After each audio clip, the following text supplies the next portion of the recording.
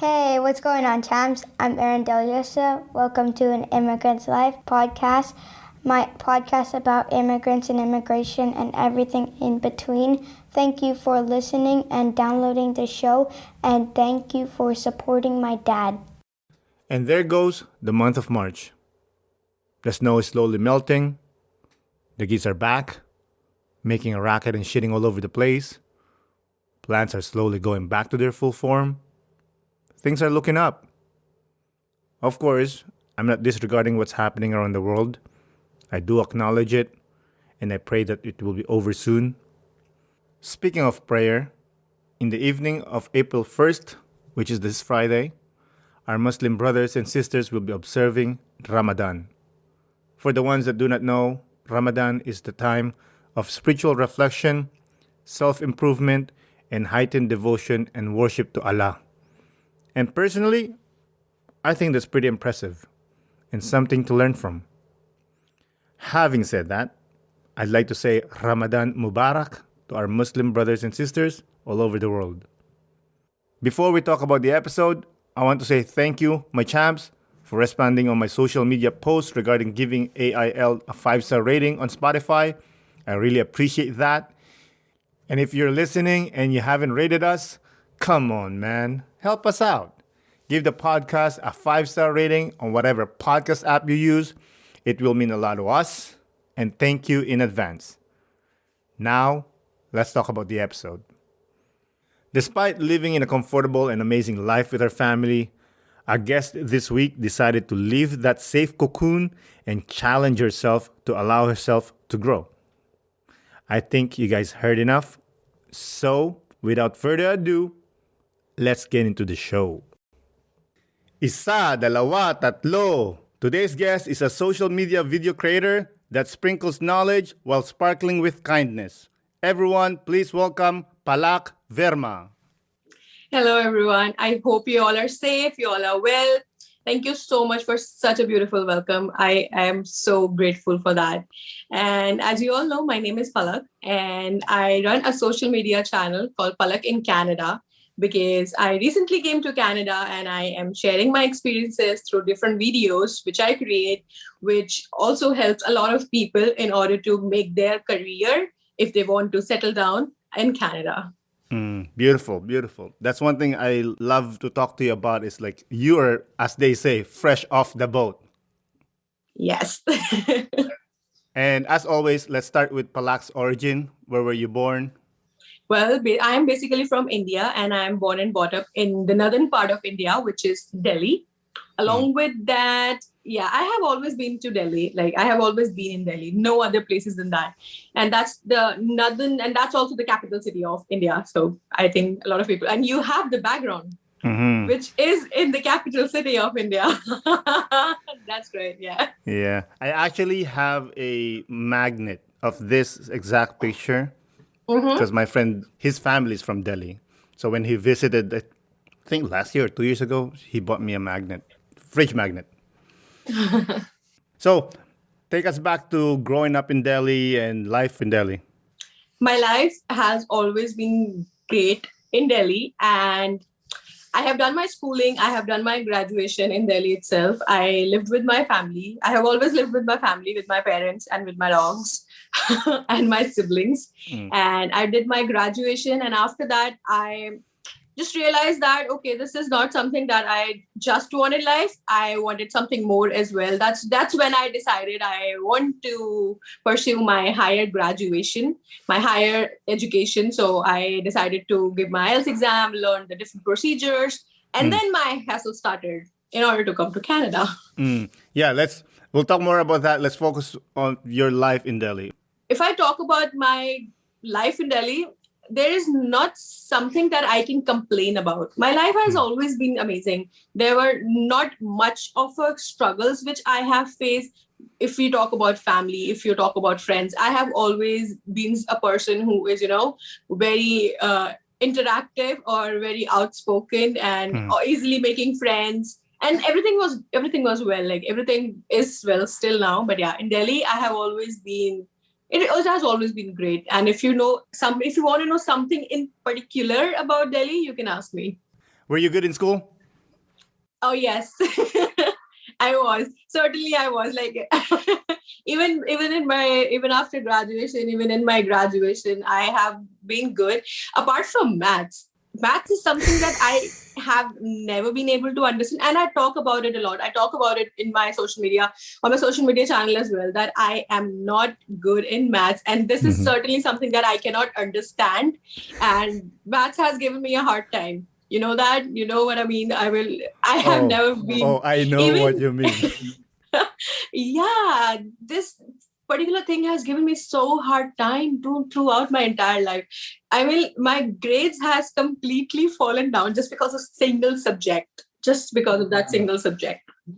And now that we have this concept of focusing on something that you like, but earlier we didn't had that thing. We have to be good everywhere, and especially when you are from India, you are expected to be good academically, you are expected to be good morally, you are expected to be good from everywhere. Touch wood, my family has always been different. I know a lot of my friends who were lying to their parents, who were lying to their parents in order to come out from their houses. But my life has always been different when it comes to living, or when it comes to being free.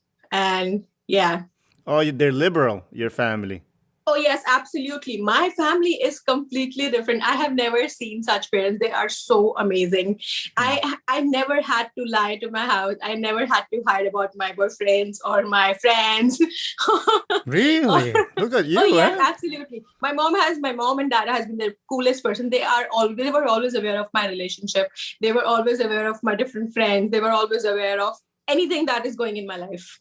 So Why do you think is that? Are they artists? Because usually artists, they're open-minded.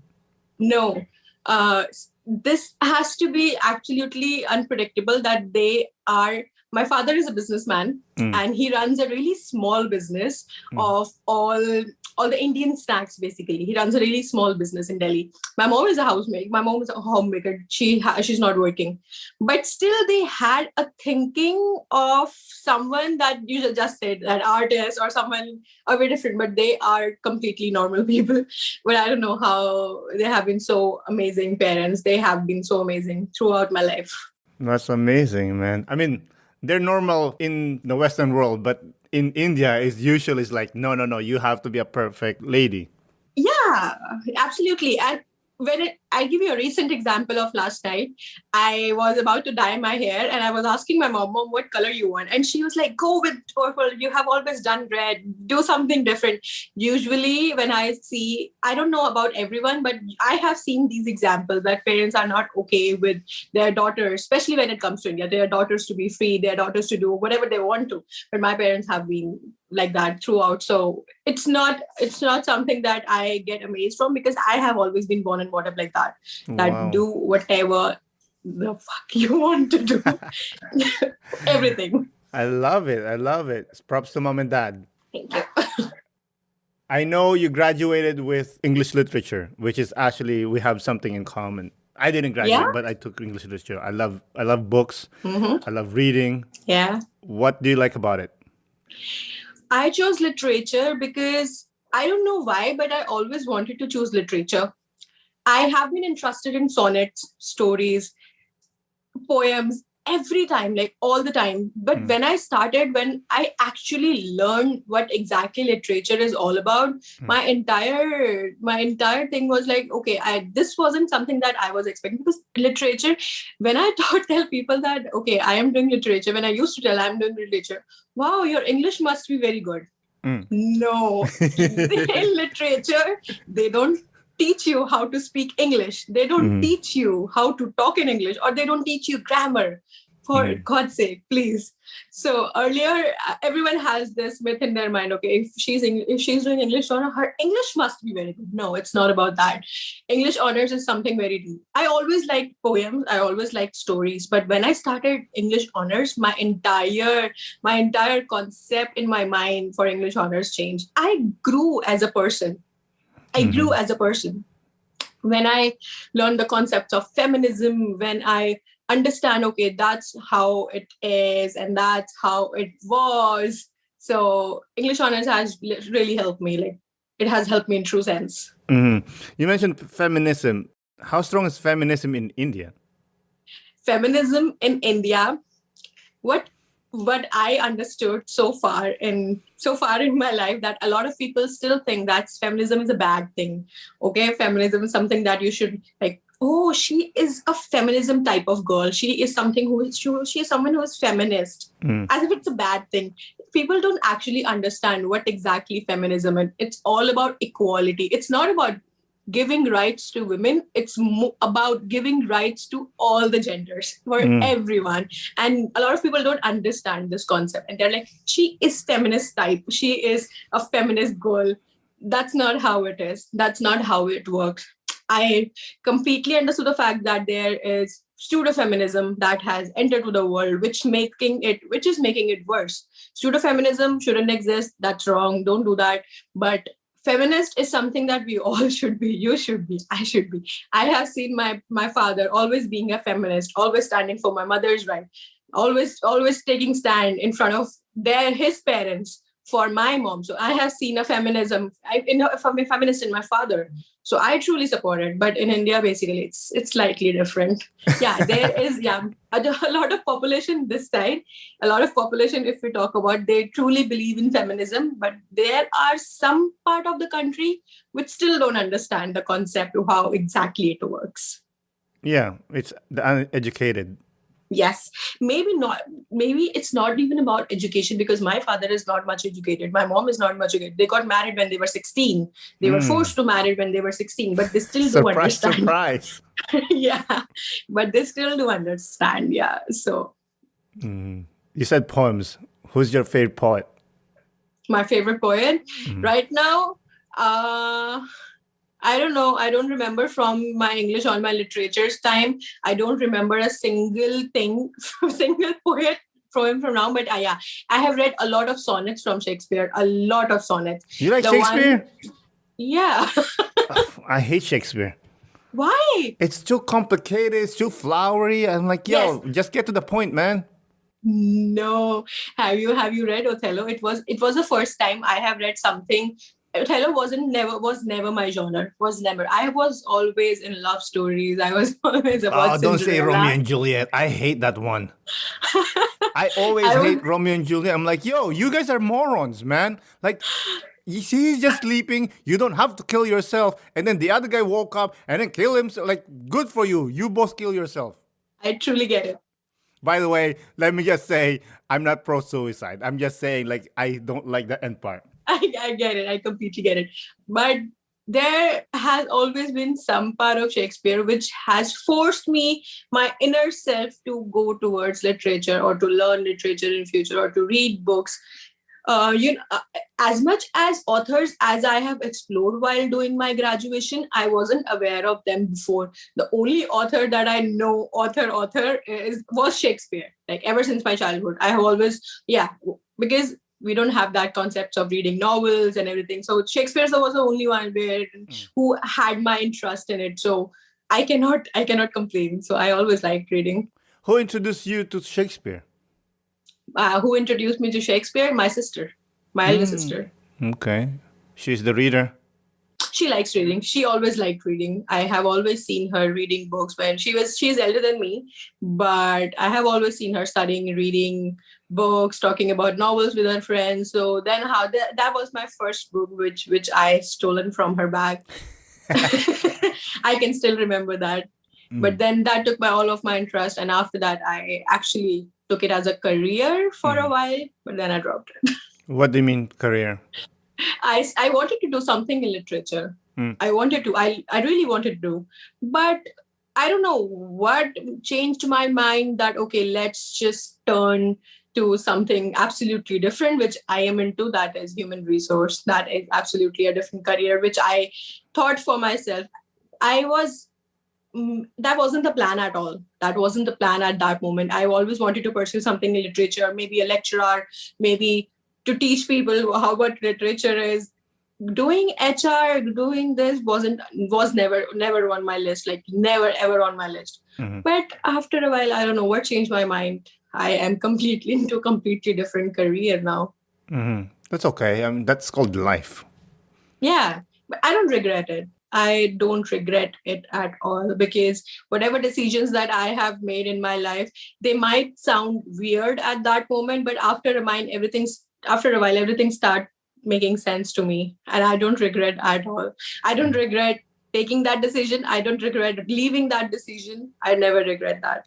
That's beautiful. That's what Friedrich Nietzsche said, the philosopher, that, you know, a person that claims that he has a perfect, like, beautiful life is ask them at their deathbed if they regret anything. And if they do regret one thing, it means they weren't happy.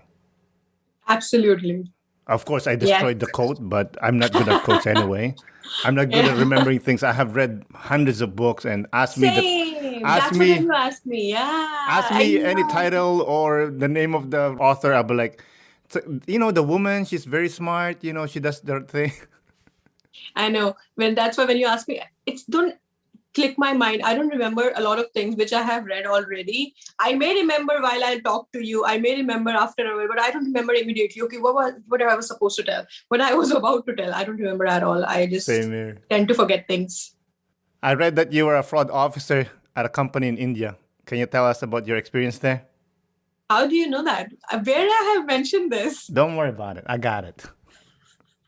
That's something that I have never mentioned it before. How do you know that? I know places.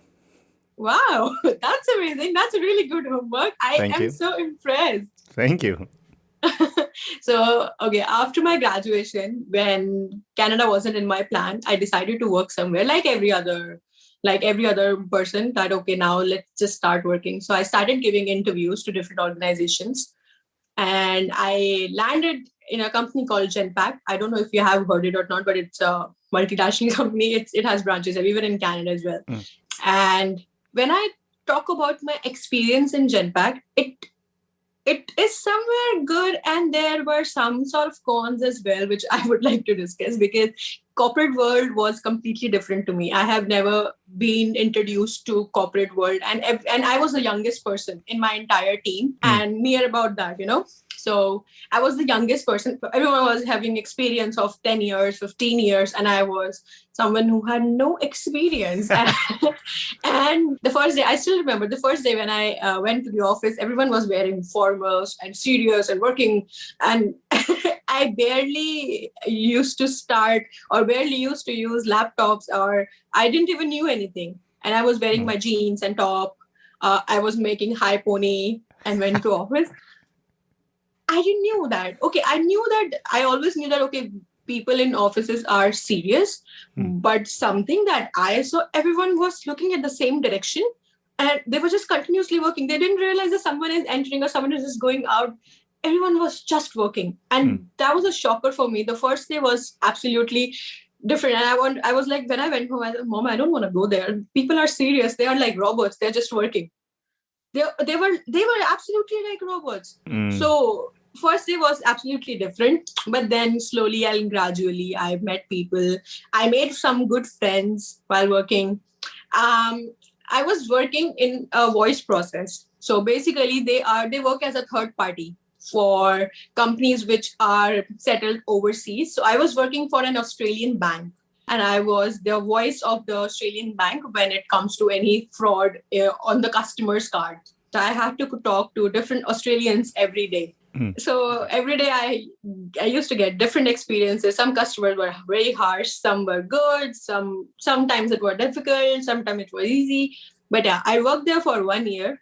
So my experience was pretty much okay, but then again, corporate life was something I wasn't able to understand at that moment. And office politics, people talking about each other, people bitching about each other, and I never understood. I was always so happy. Hi, everyone.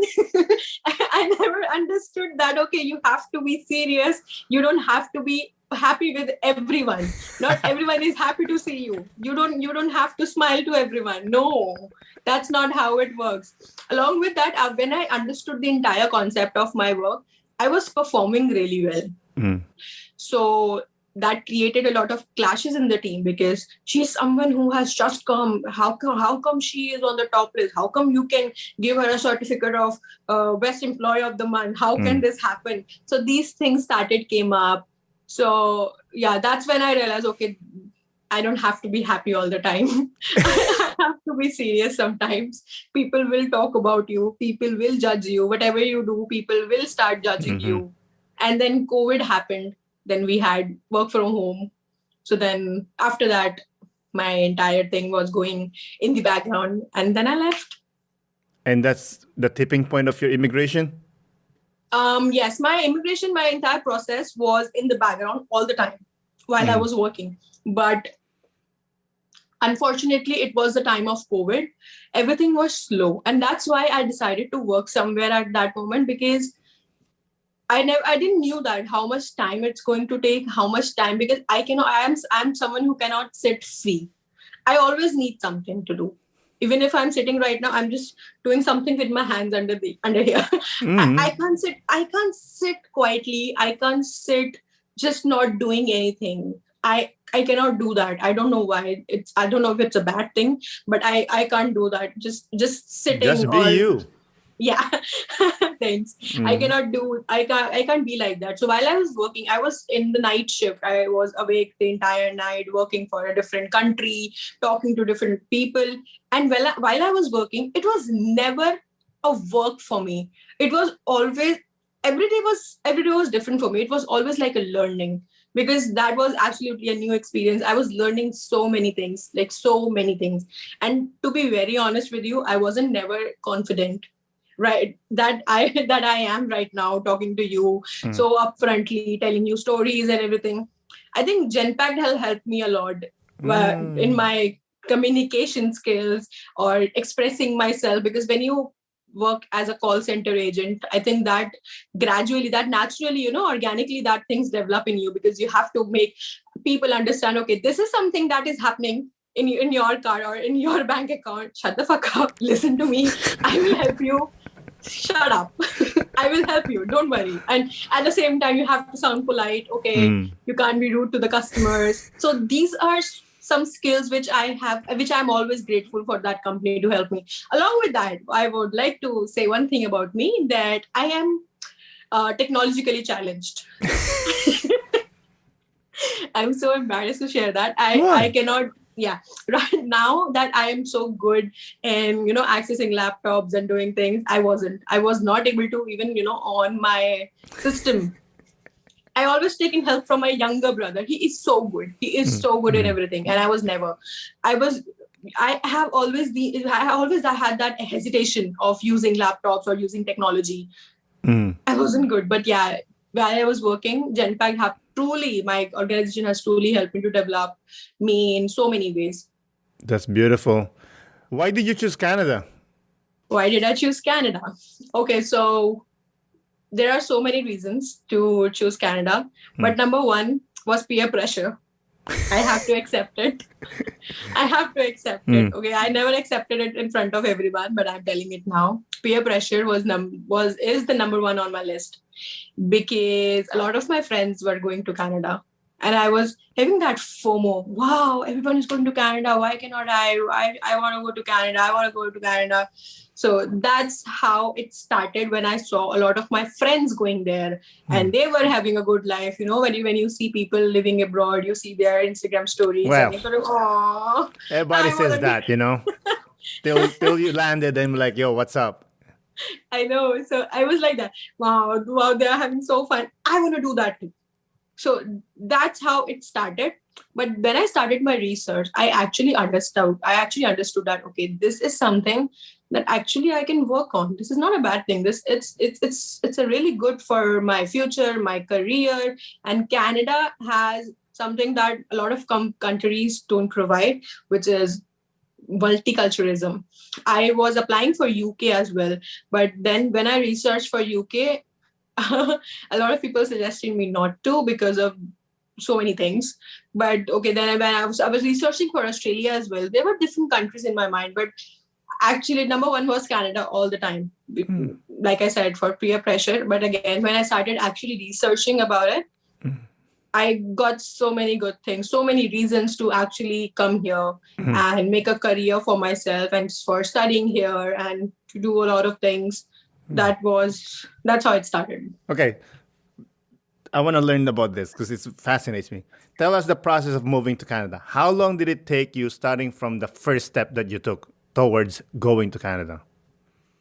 The first step was giving the IELTS examination. That was done. It was nothing. For me, I did it. After a while, when everything was going well, when people were doing their process in 3 months or 6 months, going there, living there, it took me more than 1 year to actually come here and to start my college. I actually attended half of my college from my home country. And in my next semester, I came here. I already did half of my college there. So my entire thing was destroyed by COVID because I applied when I applied for my IELTS, when I gave my IELTS exam, I applied, everything was fine. And then suddenly COVID happened. And all of a sudden, the files were not processing. Nobody was responding. There were no offer letters which were generating. So something that might took you 15 days, it took me around 40 days. So everything was delayed. Everything was delayed. I don't know what just happened. It was the sign of universe. I don't know what universe was Palak, trying don't to move. say. We need you here. Yeah. I don't know what was that, but everything was so slow for me. So because I have seen my friends going there, they were moving in 6 months, they were moving in 5 months, and it was just happening for everyone. For everyone, it was so easy. And I was absolutely looking how much processing time it is now, how many weeks. It was not just the days, it was so many weeks, 25 weeks, 30 weeks for the processing time, 25 weeks for the processing time. And then when I finally got my visa, they banned the flights. And I had no words at that moment too. Did you cry? I cried. Yes. I did cry.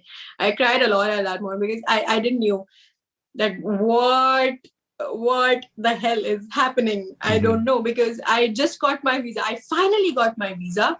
I finally said hi to my visa. I saw it. I said, oh, I'm so happy. I'm so proud. And then the other day, the news is going on that Canada has banned the flights. And my parents were looking at me. I had no other choice to stay there.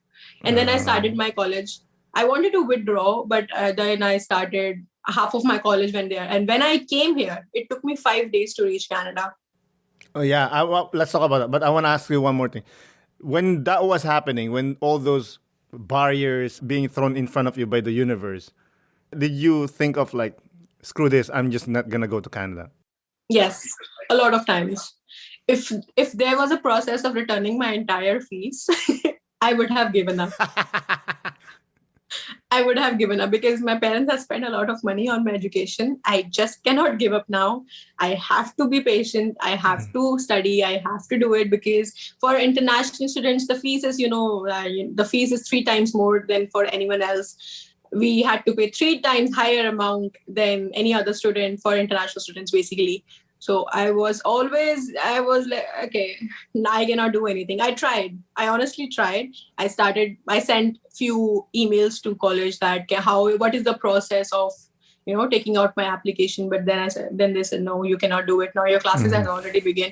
Even if you get it, it will be a very small amount which you will get it, which doesn't make any sense to me. Well, then I said, okay, they want the money. That's pretty much it. Yes. You're not getting it. It's in the bank account. It's going to take a process. I'm not sending you back the money, I know, right? So let's talk about the trip that I saw, that how long and how hard it was, literally the trip from India to Canada. Okay, that's altogether a different and very dangerous and very different stories. I started from India, from my city where I was living, Delhi, to another city which is in India. I had to travel there first. So Why? I went because there was no flight to the country to the third country where I was going to land through where I was going to land to Canada. So I had to took a flight from Delhi to Hyderabad, which is another city in India. I went there, then I had to stay there for some hours, basically for 9 to 10 hours. Ooh, and then that's not some hours. yeah, but I had to stay somewhere else. So 10 hours were nothing in front of the other time which I had waited. So I had to wait for 10 hours. I was staying there in Hyderabad airport. I was sitting with my luggage. So then I had another flight to Qatar, the States of Qatar, which is Doha. I went to Doha. I had to stay to Doha for 3 days. I stayed there. Yeah. Jesus Christ. Where did you Yes. stay? Was there a hotel or you just stay at the Yeah, airport? it was a hotel. But reaching to Doha, completing that entire immigration of Doha, giving another COVID test, my nostrils were paining because I had done so many COVID tests, starting from Delhi to Hyderabad, another COVID test, reaching to Doha, another COVID test, staying in Doha, 2 more COVID tests. Then I and when I was living in Doha, I was for 3 days. I was for 3 days there. I decided that I should go out and explore the city, but I wasn't allowed to explore the city because of the COVID situation. You had to stay in your hotel, and then I was struggling to eat something because I am a pure vegetarian, and Doha is something you cannot find vegetarian food very easily. You cannot find vegetarian food very easily because that's an Arab country. So in Arab country, it's really difficult to get vegetarian food. So I somehow managed to eat a lot of packed food which I had with me. I survived on packed food for 3 days. I can't believe I was living in a luxury hotel without doing anything. I was just sitting in my room. And yeah, another thing which I just remember, I wasn't able to talk to my parents on video call or normally because my God. in the Arab countries, you cannot use your WhatsApp completely if you don't have something. I don't know what that thing is. You have to install that in your phone. Then only you can use WhatsApp because your WhatsApp gets banned. There were so many different rules. I wasn't able to do that too. So I took a number of Doha. I was just talking to them on phone whenever I could. It was so expensive to talk to them for just few minutes. It took me so many dirham to talk to them while I was there. So yeah, so 3 days were very difficult. Then another COVID test. Just 1 minute, just one quick question. Sorry for cutting you off. When you're staying at the hotel, was that out of your pocket? It was. Oh yes. My God. Yes, it was. It was because usually when you take a flight to Canada, it will cost you somewhere around $40 to 50, 40,000 rupees to 50,000 rupees. But the entire, I'm talking about the Indian currency, which is a lot, but the entire trip of 5 days, my beautiful journey to 5 days was 3 lakh Indian rupees, which is a lot more money, which is a lot of money. Oh my. 3 lakh rupees, yeah. God. A lot of money. Yeah. So Doha, where's the next step? Doha, then I had a flight to Germany. I had to stay in Germany for a while to reach to Canada. So when I started from Doha, my immigration was really difficult in Doha. They were so strict with every student because there were a lot of students. It was not just me. There were so many students who were choosing third country to enter Canada. So I had a bunch of students who were sitting there, who were waiting to complete their immigration because the immigration officers of Doha were very mean to Indian students, basically. Why? I don't know what was the reason. They were letting everyone go, but not Indian students. So they made us sit. Yes. Yeah, that happened. Yeah, completely. That happened. I didn't have my Instagram at that moment. I would have recorded everything for sure. I would have recorded each and everything and I would have made it live, but that happened. We had to face a lot of hindrance while we were doing our immigration. And then finally the immigration happened. I reached to Germany. Then I had to stay 5 to 6 hours in Germany. Not bad. At least it's a good country. Yeah, and that's why. Just hours. Yeah. Then I had flight to Canada. And finally I reached to Canada. How long does it take from Germany to Canada? It took me 15 to 16 hours. It was a direct flight, 15 to 16 hours. I was sitting and I had a kid, right, just sitting beside me. I was crying. There was a baby beside you. Yeah, I was crying the entire journey. It spoiled my entire journey while I was coming from Germany to Canada. Oh my God, it was so difficult. Why do people get their kid on flight when they can't handle them? I know. How old's the baby? It was so small. It was so small. I mean, like, it was a toddler. Okay, okay. But let's say 2 years old.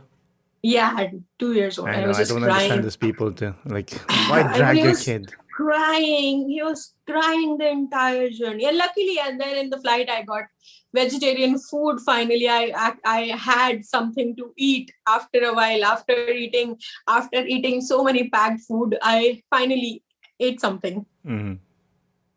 Then I reached to Canada. That's how it was. It was so different. My God, just listening to it, I'm just tired already. Yeah, it was really tiring. I mean, like, I truly understand to the fact that it wasn't just me, or it's not just me who was struggling. There were a lot of students. There were a Mm. bunch of students who were there, but it was really, really tiring. It was tiring. It was tiring financially. It was tiring physically. It was tiring from everywhere. And my parents were so concerned. They were not Mm. able to reach out to me. They were not able to talk to me. And then I talked to them finally when I was in Germany. I used the airport Wi-Fi, and finally I was able to talk to them. Okay, this is something that is happening now. Don't worry, I'm okay. I'm not died yet. I will reach to Canada soon. I will update you guys. Oh my God, poor mom and dad. Yeah, Why do you have to go through a third country? because the direct flights from India were banned because India was facing high COVID at that moment. So direct flights from the country that Canada banned, which one of them was India. So we were banned. We were not allowed to come directly from India. So we had to choose a third country Okay, because Germany okay. wasn't banned at that moment. Germany was the country where from you can enter. Of course, you know what I mean? Germany, it's like Yeah. G8 country, you know what I mean? So you landed at the airport. Tell us what you're feeling. I just wanted a bed and food. No, seriously. I couldn't remember being excited. I am the person who is always excited, who is always happy. I am just like a puppy, always excited, happy, nodding Yes, the you are. face. Yeah, I have always been like that. But I still remember at that moment, I wanted a bed, I wanted some food, and I wanted to sleep. That was the only thing. I just called my parents, okay, I've reached. I'll talk to you guys later. Okay, so you're there. Did you set up a accommodation prior, or did you didn't? Yeah. So where are you going? I Was there a house or apartment, Airbnb? I actually booked an Airbnb for a few days because I had no one here. I have no relatives, no much of people which I can call. Okay, I am coming to you, or I'm coming to Canada. Okay, can you guys help That's me? Can balls, you man. guys? That's balls right there. Yeah. So I found my accommodation after a while, and then I shifted to final accommodation where okay, I am finally living. It was good. It was somewhat good that our colleges were not open. They were online because you can actually be little less stressful because then you had to reach to college as well. You had to do so many things together. I was grateful that my college was online because I was able to attend my classes through my phone while doing so many things together. Yeah, for sure. So when you get to Canada, rested, ate your veggies, you started becoming excited again, right? Yeah. How does that feel the first few days in Canada? My first few days, keeping my few days aside because I was jet lagged and I was sleeping. Keeping that first week aside, after that I started exploring the country. I started visiting different places, and trust me, Canada is beautiful. I just had one thing. I just had one thing, that Canada is beautiful in so many ways. I loved everything. I went to Niagara, and also the month that I entered, it was my birthday. It was my birthday month when I entered the country. So I went to Niagara Falls. I saw so many beautiful things, and my eyes were amazed. I'm like, see, is this happening for real? Is this actually happening? But just like any other tourist who comes to a different country or comes to a different place, who starts seeing click pictures, looking at things, I was so happy. I was truly happy. I know you said that you were alone, but did you meet people after, like in those few days? Because you mentioned that your friends were moving here. Was there no friends that lives close by Yeah. you? So when I actually moved here, then I had few friends with whom I started exploring. You know what? People will always be there for you when you need someone to roam around or to talk about. But when it comes to, living or actually helping someone, there are very few people who will come to you and actually tell you that, okay, I am here for you. So I don't know if I might be wrong, but that wasn't the case with me. There were, yes, I can tell that I had friends, but not anyone where I can just go to the place, okay, hey, I'm here. Yeah, that doesn't exist No, there. yeah, Because everybody got their lives, school, work, other things. exactly. So How long you been staying in Canada? it's been 6 months. Oh my, you are really like fresh off the boat. Yeah. How's homesickness going? In the beginning, and now I'm okay. I'm in the beginning, I understood that homesickness. I never understood the concept of homesickness because I was always been home, my parents. But after reaching to Canada, I understood that homesickness is a real emotion.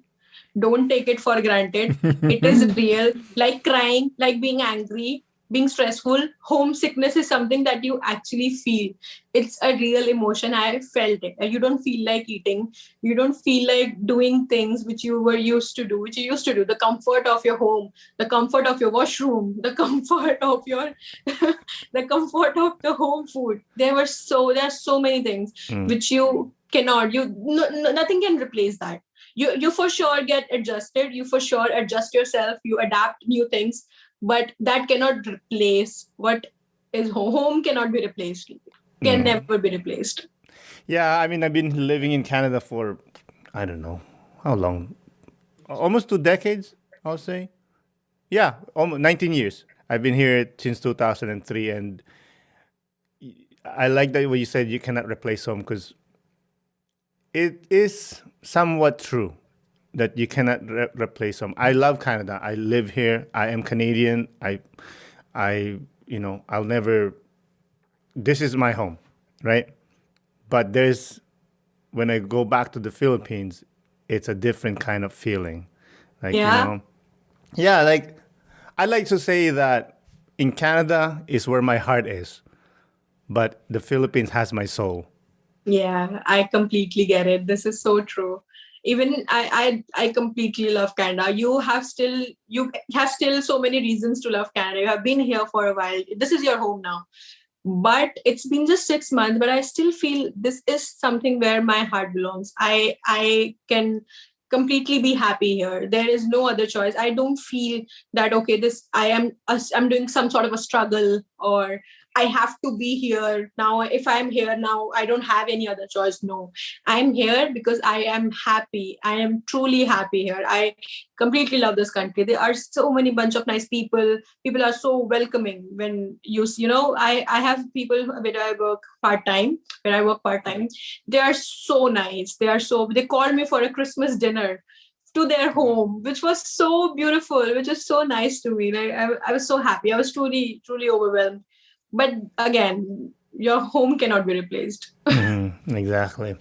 So, other than family and friends, what do you miss most in Delhi?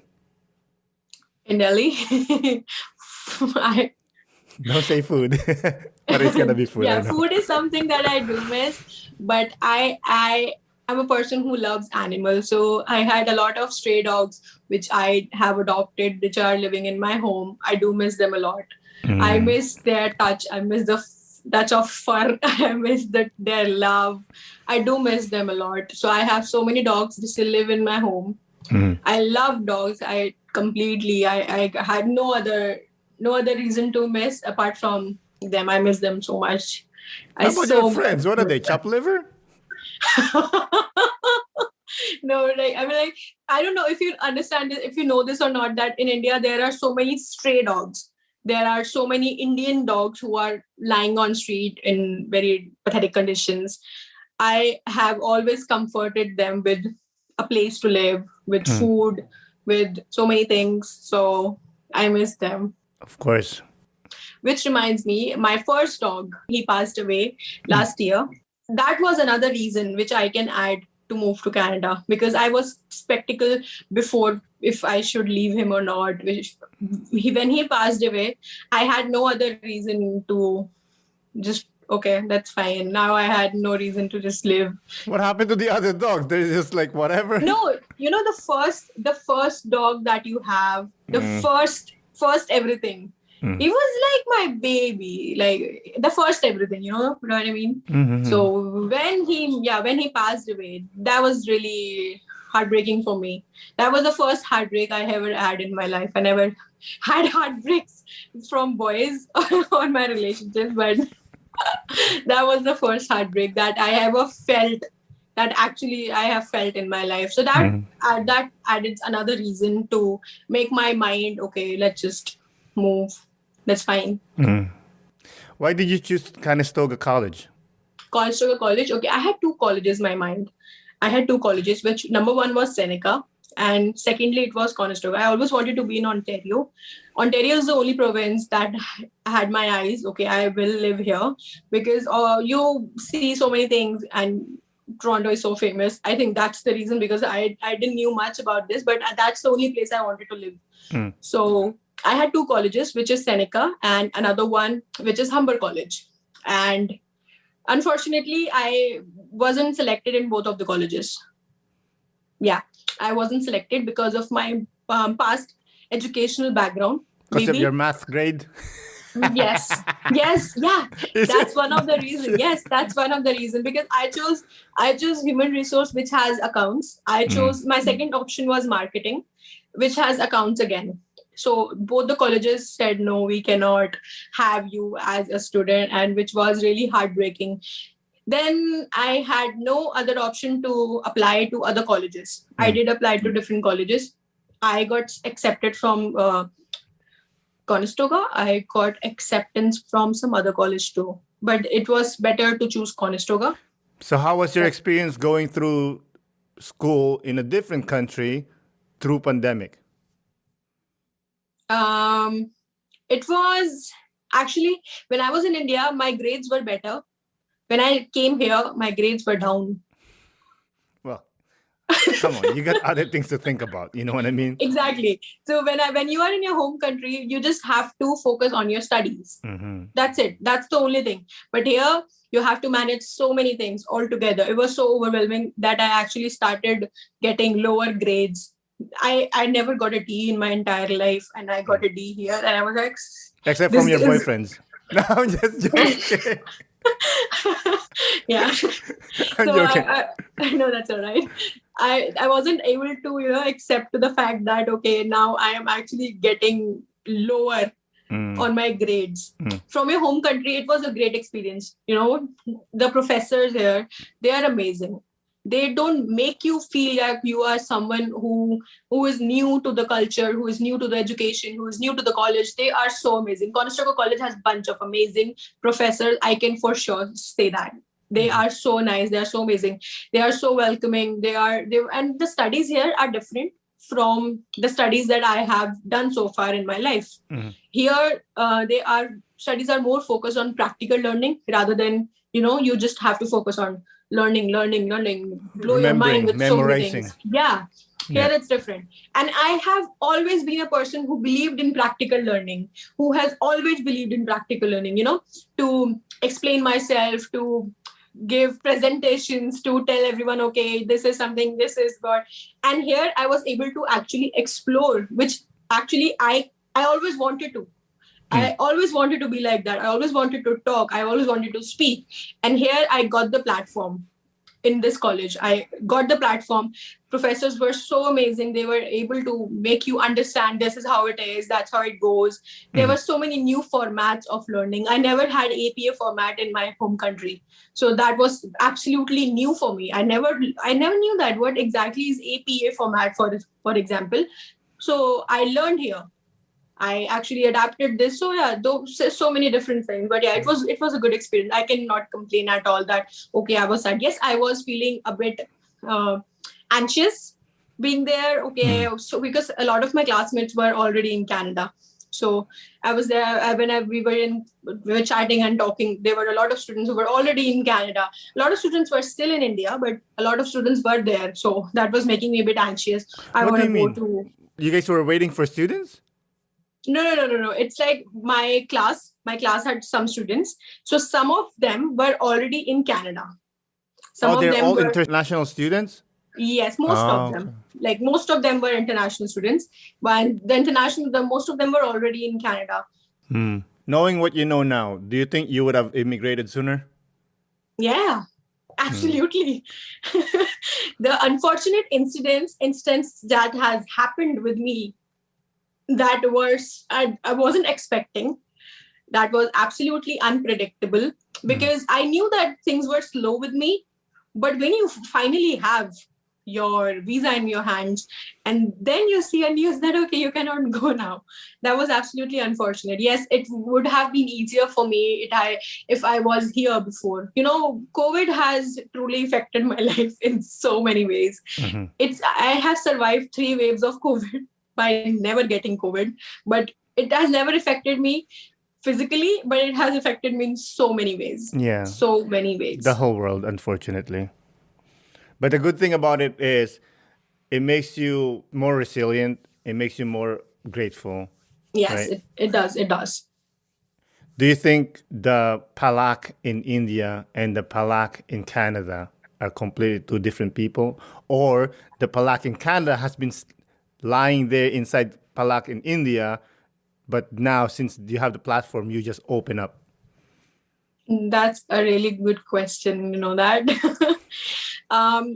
In India, if I talk about my social media channel, I always wanted to start something. I always wanted to. But in India, I still had that hesitation that I always thought that who will listen to me? Who wants to listen to me? Or who wants to see me on screen? I have nothing good. I don't look like a typical influencer. I don't have that body. I don't have that stereotypes that we all have made. I don't have that body. I don't have that face. I don't have that life which I can show to people, which people want to say, oh, I want to be like her, or they get influenced or they get motivated. I always wanted to, but I never had that in me that what will I portray? But I don't have anything unique. I don't have anything different. But so in India, I always like I said, I always wanted to, but that has all, I know something has always restricted me not to start my own YouTube, not to start my own page or start making things. I was always good in co-curricular activities. I was always a dancer. I was always an actor when I was in school. I was always good. But then again, doing that in school and doing that in real life are two different things. That cannot be the reason for you to start dancing for people. That cannot be the reason. People do it. Yeah, do it. I know that.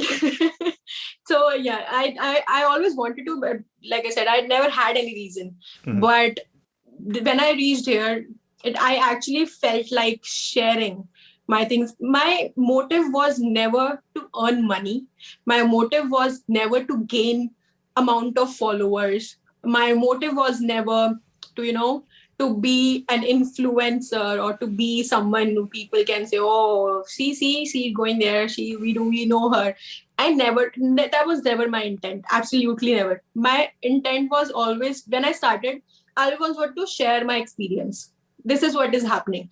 I always make a story, or I always make a video, or I always do my reels based on my experiences. Apart from that, I don't do anything because I don't have anything that I can, tell to people, okay, oh, What are you talking Palak about? is The beautiful Palak, the beautiful no. personality.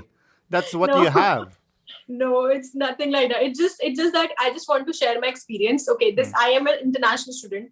I have just come to Canada. This is what my experiences are going on, and you should know. I do get a lot of hate comments. Let me tell you that. Always. I get a lot of hate. I get a lot of hate on internet. Give an example. You know that. For example, I get a lot of hate. Like people are saying, you are showing off your life in Canada. You just want to show off to people. Okay, you are in Canada, because in India, it's still a really, it's a hype that you are living abroad. It's a really big thing. it still is, if I have to be honest, it still is. So I get a lot of hate from my own country. You're just showing off. Oh, I don't know why you're doing this, or I don't like your face, stop talking. Do you respond? No, I don't. Good. Because when I saw hate comments in the beginning, that affected me a lot. I stopped making content. I stopped making for a while. I stopped it for a while. But then my parents, well, even so many big actors get a hate. Do they stop working? Why are you stopping it? Why do you want to stop? But then I got so much of love. I got so much love.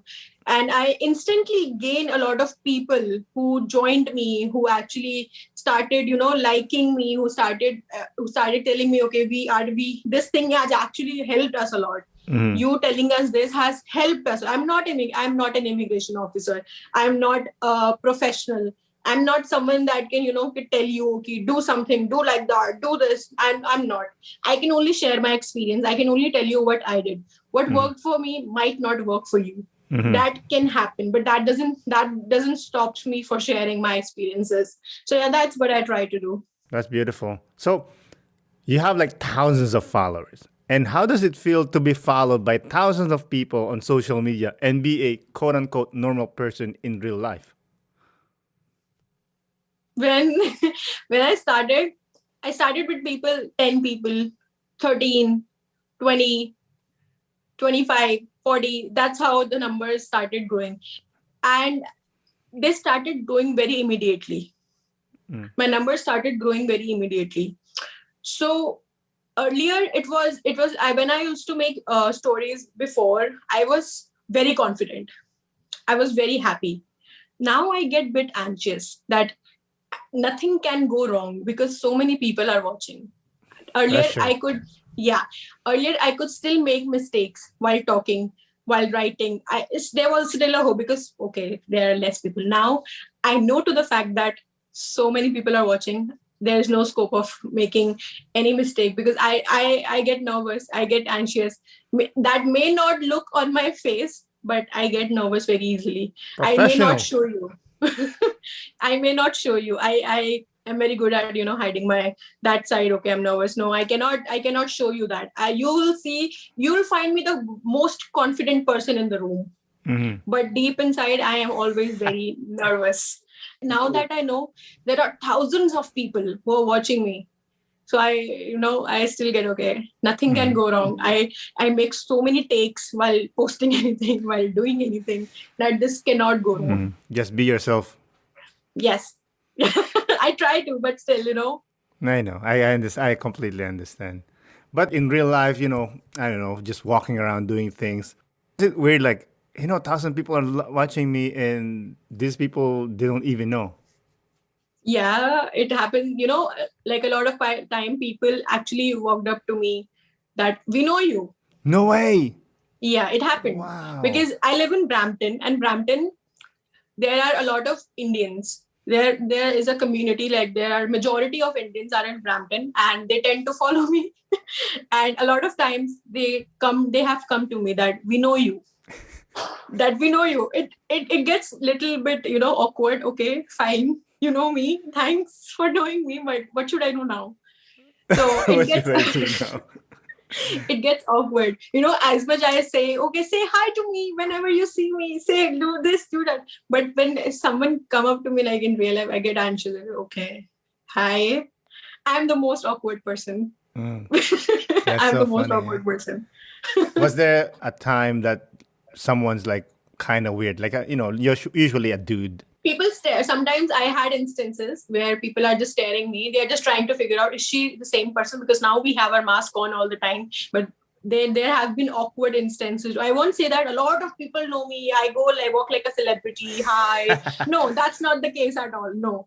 But yeah, sometimes like once or twice it has happened that people came up to me, or people making awkward faces. Oh, is this the same girl that we see? Is this someone that we know? And I sometimes I got messages on Instagram that were you there at this bus stop today? Because I think I saw you. No way.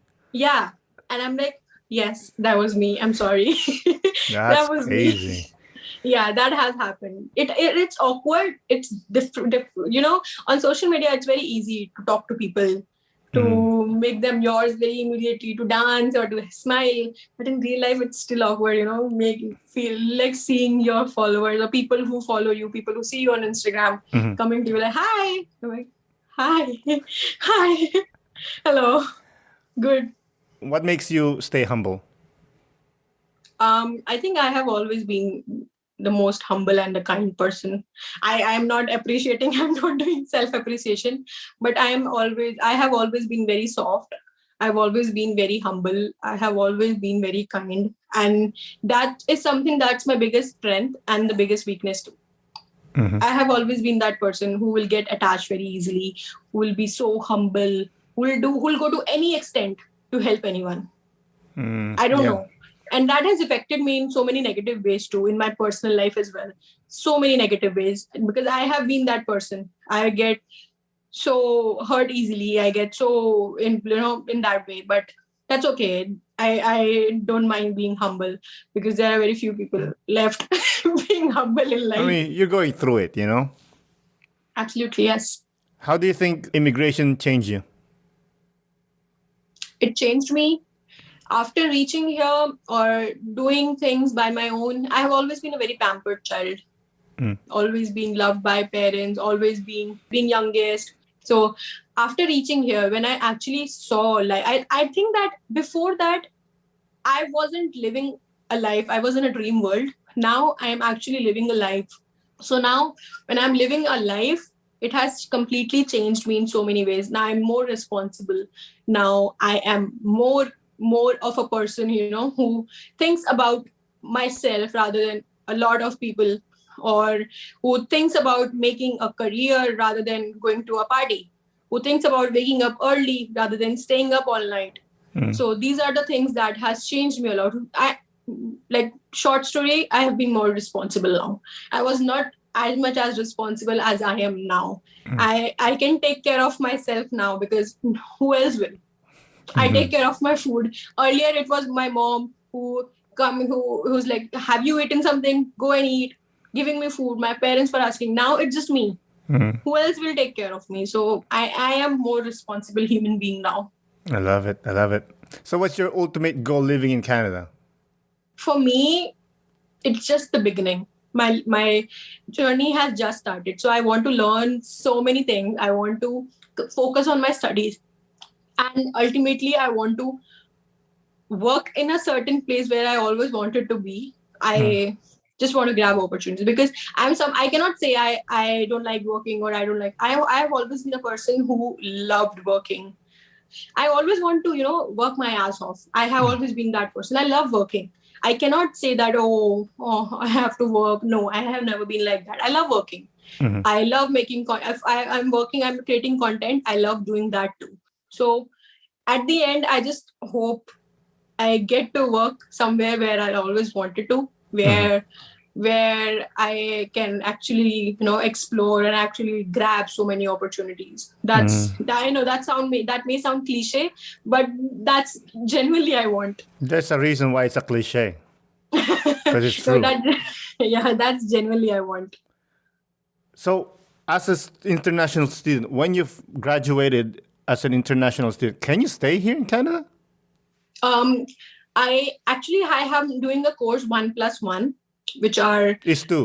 By the way, I can help you. Exactly. Yeah. Because you told me you're not good in math. I could help you. 1+1 is 2. You are so mean. So it's not when we say 2-year course, it's the same course which is continuing for 2 years. But mine is 1+1. For 1 year, it's another course, and for 1 year, it's another course. That's how it is. My student visa, once my student visa is done, since I have studied here, I will get a work permit for 3 years. So I can stay. That's awesome. Yeah, I can work there. Good to hear. We're getting there, but I have another question. If you make good money, would you move back to India, or you still want to stay here? I think I would like to stay here. If I am excelling in my career, if I am exceeding in my career, if I am actually doing what I supposed to do, which I was supposed to do, then I would love to stay here. If I'm getting whatever I wanted to, if I am getting everything which I have always wished for, then I would love to be here. But if things are not going according to the plan, like we all make our plans, if things are not going according to that, then yeah, I always have my home. Of course. But Canada need you. I so wish that.